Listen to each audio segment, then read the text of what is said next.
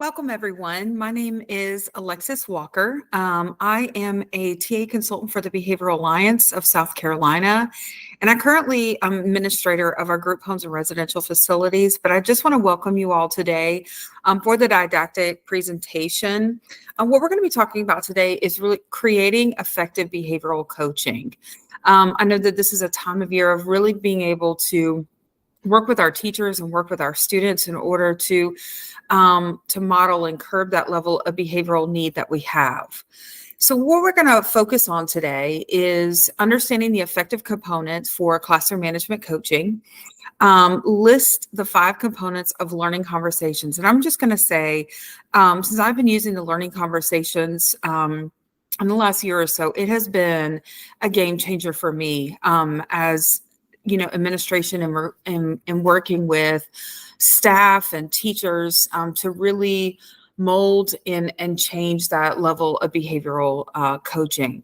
Also, that participants will reflect on strategies and what I find very important is that you have those tools in order to create action plans for next steps. So we're going to go through that today.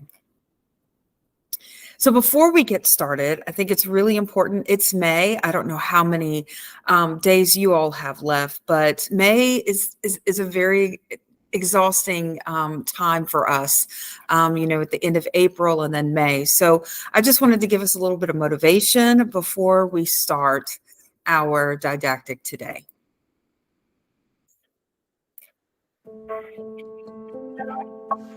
Jack Welch once said, "Change before you have to." How true that is. Championship leaders understand that in order to remain relevant and competitive, they must foster a culture that embraces change. When you think about the brands that have been around for 100+ years, how they looked in the beginning is much different than how they look now. They changed. The brands they once competed with no longer exist. Why? They didn't change. Grace Hopper once said, "The most dangerous phrase in language is, 'We've always done it this way.'" As the leader, you must relentlessly fight this mindset. Don't allow your team to focus on how things used to be, because used-to-bes don't make honey. Instead, focus on how things are gonna be. Gonna-bes make honey. Gonna-bes have a clear vision of the future and how they need to grow in order to become that better version of themselves. They understand constant growth requires constant change. Remember what John Maxwell once said, "Change is inevitable. Growth is optional." Close your eyes and visualize what things will look like in 3 years. How will you need to evolve in order to meet that vision and be a front runner in your space when the time comes? What changes do you need to make? Start making those changes now. As the leader, you have the remote. If you don't like the channel you're on, nobody can change it but you. So stand up and change it. And don't be afraid of the naysayers. As Eleanor Roosevelt said, "Do what you feel is right, for you will be criticized anyways. Trust your instincts. Pursue your vision. Even if no one else sees it, just start the journey. The others will follow. And stay ready. New levels will bring new devils. But the higher you climb, the stronger you'll get. Take pride in being a professional problem solver as you rise. Remind your team that every change you make is an effort to get better. You don't change for the sake of changing. Like Jim Rohn said, "Life does not get better by chance. It gets better by change." At the core behind every big change is a why, and that why is to get better.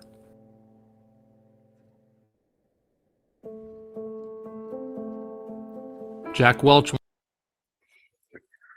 All right. And so I hope you enjoyed that video. I know that when I get tired and when I'm working through that change and staff change, that I watch that video and I'm like, we can do this. And so I really wanted to give that to you all, that when there are those moments where there is change, that always go down to remembering what your why is. And so what is your why and what are you doing this for? And I think that's so important, that we can develop these beautiful, amazing action plans, but did we keep the why really in perspective and priority?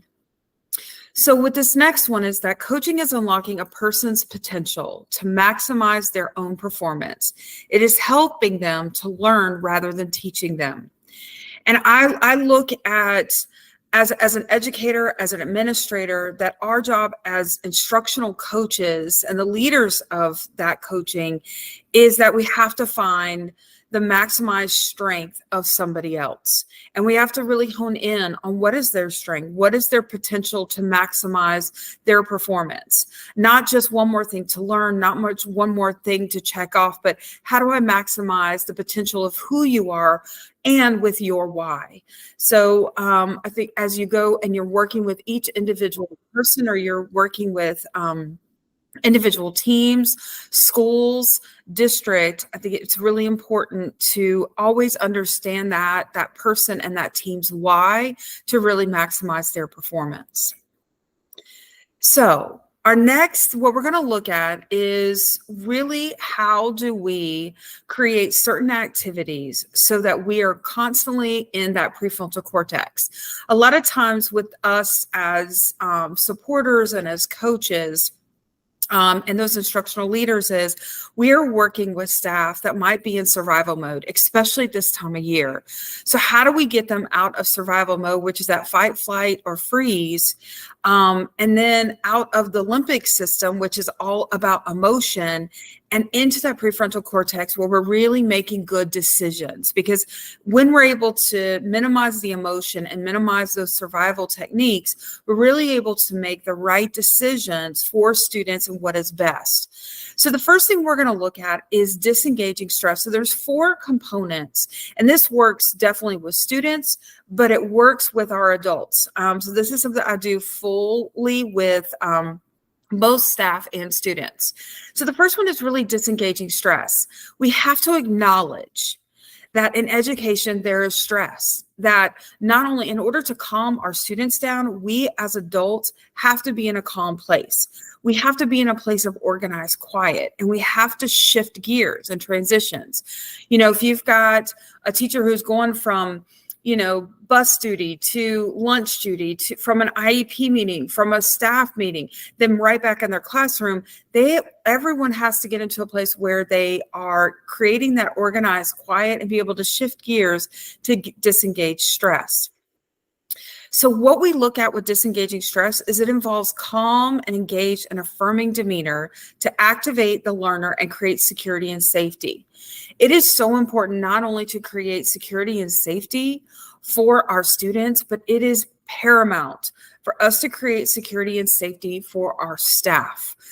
Because the more that they feel safe and secure and empowered in what they're doing, then it creates that calm and level of engagement for students, or for our staff. Because if not, then there might be in that fight or freeze mode, and we're not truly activating what's in the best interest of students. So I want you to kind of just sit back in your chair for me. And right now, as I'm talking, what is the biggest distraction that you have right now? It could be a big distraction. It could be the biggest fear that you have, the biggest tension that you have with school or stress. It could be outside of. But what right now is in your brain that is just kind of churning? So I want you to just think for a second. And now I want to invite you, because we're going to disengage that stress so that we can be fully activated into what we're doing today. So I want to invite you into what I call a 5, 4, 3, 2, 1. So the first thing with that invitation is if you could put your feet on the floor and just get into a comfortable position. And I want you to take a full breath. So I want you to breathe in for 4, 3, 2, 1. Hold for 5, 4, 3, 2, 1, and breathe out for 6, 5, 4, 3, 2, 1. Now what I'd like for you to do and invite you to do is I want you to look around the room. And what is one thing that you see? We're going to look at 5 things. So look at the first thing, and I want you to look at, what does it look like? What are the colors? What does it represent to you? So that's your first. Now I want you to look at a second thing, and a third, and a fourth, and a fifth. Now, I want you to look at a couple of other things, but I want you to think about how it would feel if you were to touch it. So look at that first thing. What would it feel like? Is it rough? Is it soft? Is it pliable? What does it feel like? Look at your second thing, your third, your fourth. And now I want to invite you to close your eyes. And what is one sound that you hear? What is a second sound that you hear? And what is a third sound that you hear? With your eyes still closed, if I gave you a cotton candy, what would that smell like?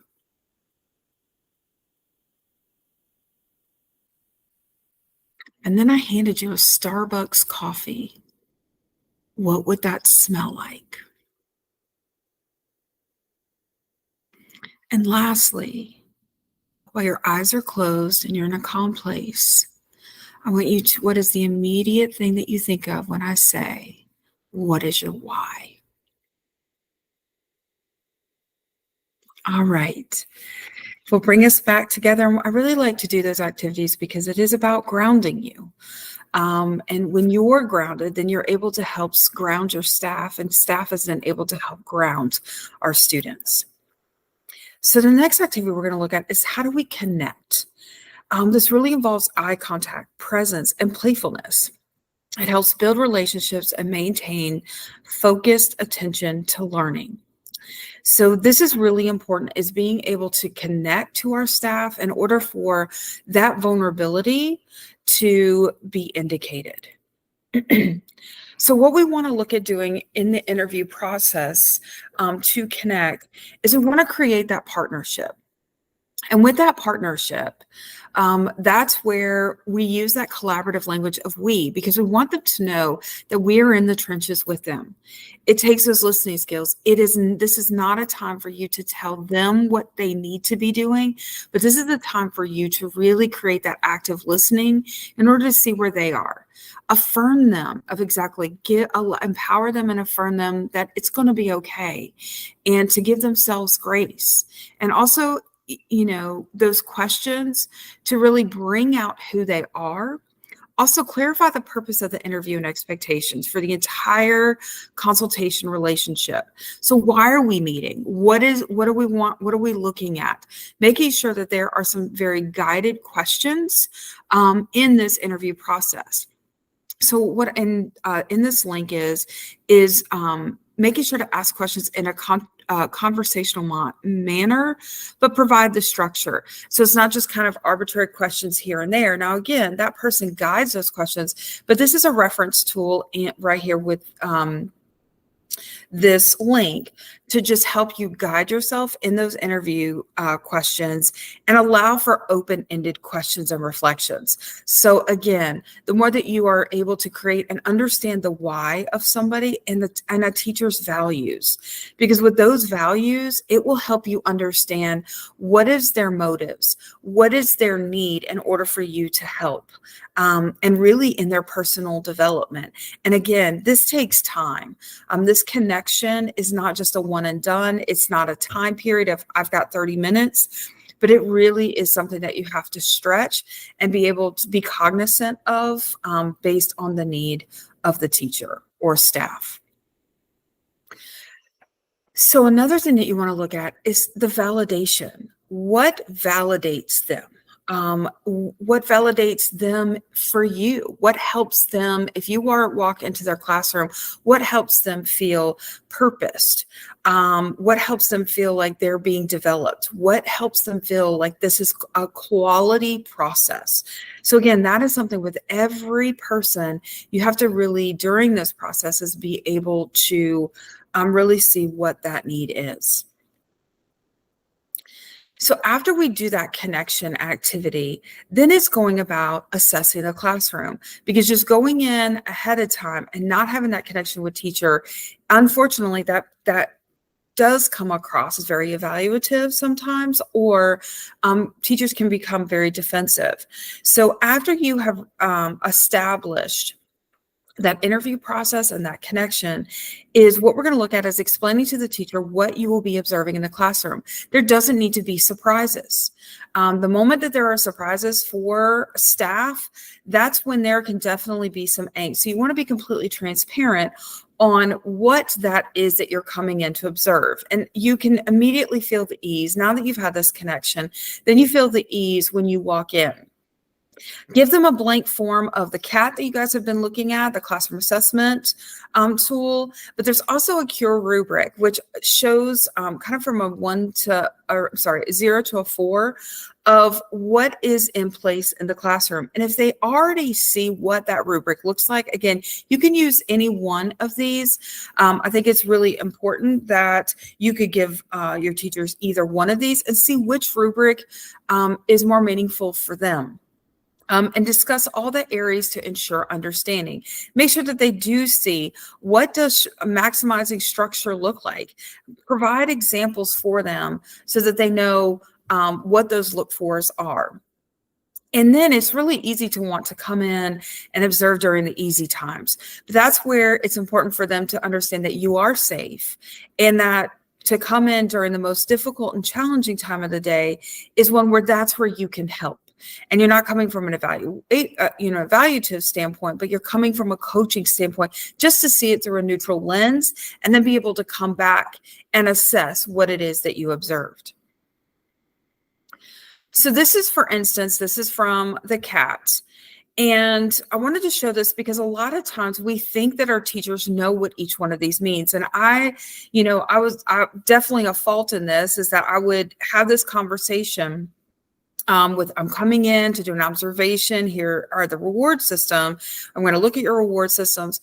But there are some of our teachers that really don't know the difference between, let's say, a reward and a reinforcement. And what does that look like? So what is specific behavioral praise? So if a teacher doesn't understand what specific behavioral praise is, like that it's not just good job, but it's saying the student's name, responding to the specific behavior that's happening, and providing the positive affirmation. So it's really important to provide that level of understanding to the teacher or any staff member, just like we would do with our students. So now that we have we've disengaged that stress, we've connected with them so they feel like that ability to have conversations and be vulnerable, we've established that. The next is to unite. So you've assessed the classroom. So how do we then have this conversation with the teacher or staff member to be able to unite where we're trying to go? And what that's really going to look like is utilizing learning conversations and creating common understanding. It's not that you will always agree with everything, but how do we come to a common understanding in order to get on the same page? And then create that goal setting that we're looking for. So we want to make sure that we do a checkup meeting and provide the feedback. We need to create a safe and accepting environment for the teacher and withhold judgments. And not only creating the safe environment, don't allow too much time to lag before you do that checkup meeting, because when there's an observation, there's angst sometimes that comes with that. And so we need to make sure that we have already scheduled a follow-up meeting with staff members so that they know that you are a priority, that they are a priority in this follow-up meeting. And now we're going to talk about utilizing the 5 guidelines for learning conversations. And this has helped so much in coaching models that I have utilized, especially when I'm trying to give feedback and be able to really ensure that I am hearing that teacher, understanding that value, and then creating a plan based on observation and data. So the first one I'd like to talk about is listen deeply for that understanding. It's really important to Allow that time and what they're saying. And it maybe not be how they're saying it, but what are they truly saying? What are the underlying measures? A lot of us are behaviorists, and with that behavior is we look at that for our students, and that their behavior is nothing more than a form of communication. But do we also do that with the adults that we're coaching? And that's really important to see what is that, and making sure that we're listening for understanding. Speak from the heart. They need to know that you've had the same moments of frustration, or the same moments of you've had to walk through things that were difficult. So be authentic, be your authentic, not somebody else's authentic, but be your authentic. And suspend certainty. So this is sometimes really hard, is because you could have a first year teacher and you're sitting there with 25 plus years of experience, and you know the right answer, or you think you know the right answer for that teacher, and you say, this is what this teacher should be doing. But be cognizant of suspending that certainty. And again, it goes back to that coaching, allowing them to see the maximization of their potential and seeing what that plan can look like. So suspending that certainty, this is one of the hardest ones for some of our seasoned administrators or seasoned instructional coaches. And it's not that you don't have that knowledge base, but we have to get, when it's coaching, we have to get our teachers and our staff to get to that place. And then hold space for difference. It's okay if you have different opinion of that, but see where you do have the similarities, because based on those similarities of feedback, then that's where you're jumping off can be, because they feel, that they have been validated for that same certainty that you have as well. And then also slow down the conversation. It doesn't have to be a checklist. It doesn't have to be, hey, get in and get out. Let's get a plan and let's move forward. But allow time for wait, allow time for silence, allow time for thought-provoking, time to really synthesize the information and then come back to it. So these are one of the that we have to be very intentional with. I have this right here on my desk because it's difficult. There are two things that are difficult for me. Is suspending certainty and slowing the conversation down, because my brain goes a mile a minute. So again, I want you to think, where is your area that you may want to focus on that could help with that coaching model?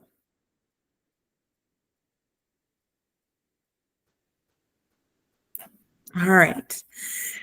The next one is, now that we have really built that listening conversation, is how do we build the trustworthiness? How do we establish the trust for that person to be vulnerable and to have that level of feedback given? And it's really important that the words that we say, which is earned by expertise and by being upfront about your limitations. So as much as all the things that you are really good at, they need to know that.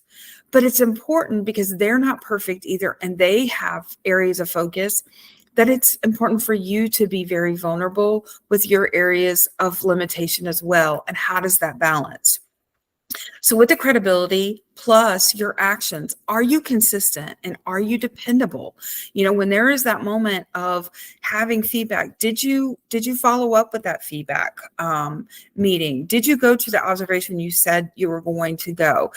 Were you checking in on that teacher? So again, the credibility, your words, your actions, and then your emotions. And it's not about revealing your personal details, because again, there always needs to be that professional and personal boundary, but rather making the business of the organizational personal and understanding the sensitivities of others.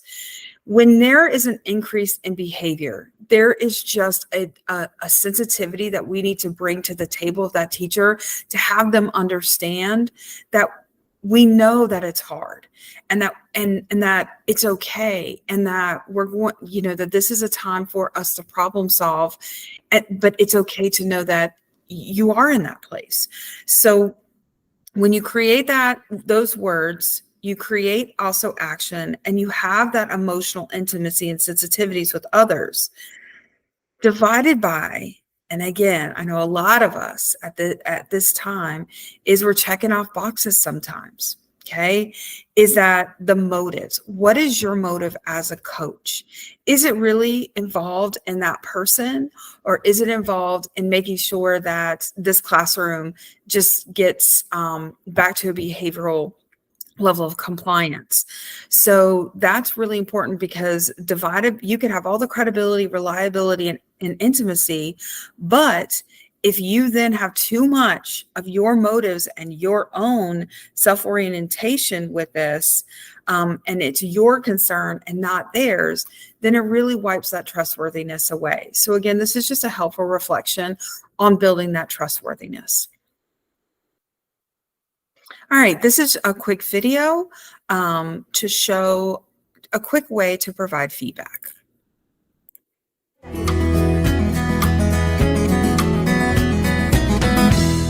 So the first part here is classroom structure. And so you see it's sort of things like physical layout, whether you have rules, classroom routines, transitions, and you can see most of this is you're in the green, so it's really good. Like your layout is awesome. Okay. You can get around, you can see kids, you can supervise everyone really well.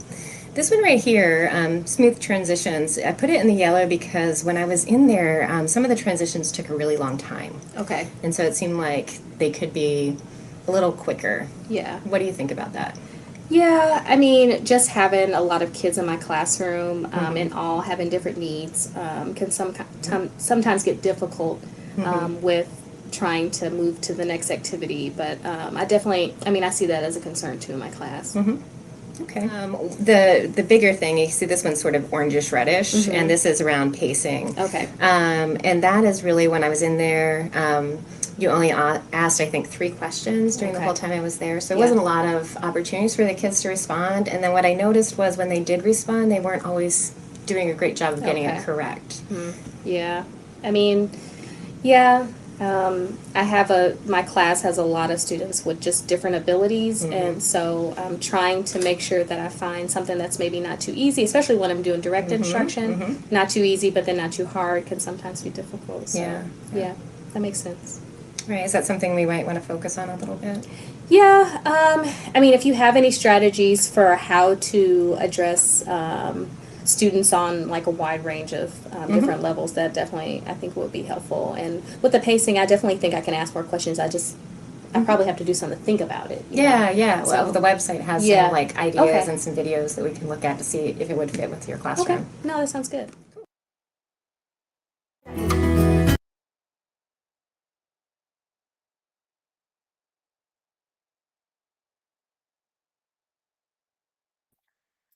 Sorry about that. I was still muted.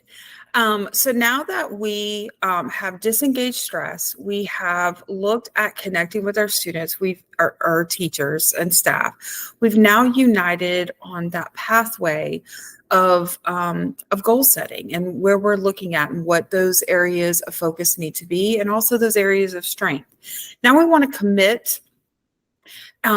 Now that last plan is committing, and that's focusing the attention to a purpose plan and a goal that creates momentum and growth. So it's not an I gotcha, it's about what do we want to focus our attention to and what is the purpose of this plan. So we want to ensure that just like we give students options and differentiation, it's really important that we do that for our teachers. Things do not need to be cookie cutter. Like this is the only thing that will help. So giving that menu of options and choice for intervention. That's very important. So I've got this as a hyperlink of using a checkup menu to identify strategies. So it's not that you are the only person that can give strategies to that teacher, but allow for that problem solving. Again, we go back to the coaching model. Allow for that teacher to do some of the problem solving models of what is that antecedent? What is that behavior? And what is the next level of intervention that we want to look at.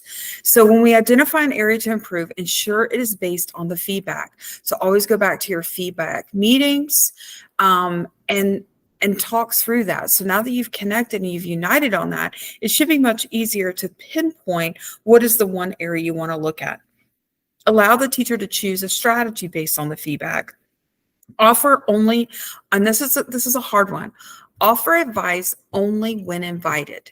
If you saw the last video, is that it was about, well, if you have some strategies, but again, if they have strategies that they feel that would work, then that's one of those conversations that you need to have, but it needs to be guided on what those choices should be. And after asking permission to give advice, once the strategy is selected, develop a specific plan for using the strategy in your classroom. And above all, ensure that the teacher's confidence in this plan. I think all of us have written beautiful plans and action plans and behavioral plans and classroom management plans and all of that. But if the teacher doesn't feel confident in the utilization of that plan, it's not going to come to fruition. It's not going to, we're not going to see that level of production because that teacher does not feel confident in what she's doing, what he or she is doing. So we want to make sure after we have developed that plan, is we want to follow through with that plan. And once that plan is initiated, you've got to check in with your teacher. A lot of times I build the teacher up or staff member up a couple of days ahead of time. Like, okay, we're ready. Is there anything else that we want to talk about? Again, letting them know you've got this, you can do this. Check in with that teacher during the first day or two of implementation. You know, with any behavioral change, sometimes it gets worse before it gets better. So it's really important to be that coach and that encourager and that cheerleader for that teacher to continue with the fidelity of that implementation. Develop a plan for monitoring whether the intervention was implemented. Meet with the teacher to problem solve as needed and gather data. It is important to gather data, but I want us to be very careful with how we do that because we cannot inundate our teachers with all of these tally sheets or anecdotals, or that it needs to be something very simple. And this needs to be part of your plan to see if the teacher is able to utilize it. It doesn't need to be cumbersome. It's something that is a quick snapshot to know whether or not this plan is working. And then problem solve and adjust the intervention when it may need that adjustment, when things might be, whether it's a transition, we need to adjust it during this time, or when there's an unstructured activity. So again, constantly having that dialogue is really important. So as you're thinking with all of that we talked about, what do you feel is the most important in this coaching model? And for me, with all of the coaching that I have worked within teams, with individual teachers, staff, districts, schools, is that you can do it. Sometimes by the time that they get to this place, they don't think they can. They're defeated, just like with some of our students that have the most difficult behaviors, have already felt such defeat in school, so they don't even think that they can. Well, some of our teachers have felt the same way, and our staff have felt the same way. So you encouraging and allowing and giving them permission to say, hey, we're going to give grace in some of these areas, but you can do this, and you have amazing strength in these areas, and we're going to really hone in on those strengths, and we're going to hone in on your why and your value as a teacher to really know that you can do this. So what is powerful about all of this coaching model is that it builds relationships and conversations. And then through those relationships and conversations, you create collective thinking. And I've gone into coaching sessions to where I learned so much more walking out of those than I ever thought going in. It helps with that planning and acting and the ownership of that plan, and it creates results because everybody is solidified in the plan. They feel ownership in it. They're confident, and it matches the value of the team. So I want to thank everyone today for attending the didactic. If you have any questions, please reach out to our BAS team. And I've attached a couple of resources here for you. It's the classroom checkup, the PBIS classroom coaching with your cat, and then those learning conversations. So again, my name is Alexis Walker. Thank you for today, and I hope to see everyone soon. Thank you. Bye-bye.